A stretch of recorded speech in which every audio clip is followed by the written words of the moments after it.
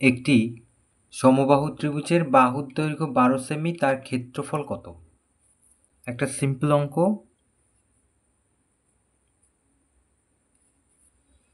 এক্ষেত্রে একটা সূত্র জানা প্রয়োজন, সমবাহু ত্রিভুজের ক্ষেত্রফলের সূত্র। তাহলে সরাসরি আমরা যদি লিখি যে সমবাহু ত্রিভুজটির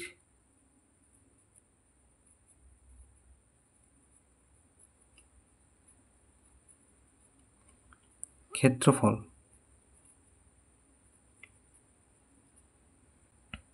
সূত্র হচ্ছে √3/4 ইন্টু বাহু স্কোয়ার। এটা হচ্ছে সমবাহু ত্রিভুজের ক্ষেত্রফলের সূত্র। তাহলে বাহু এখানে 12 সেমি,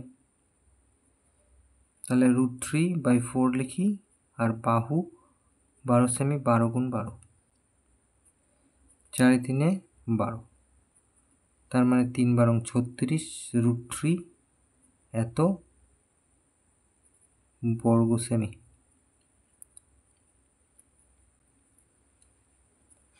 এটা হচ্ছে উত্তর।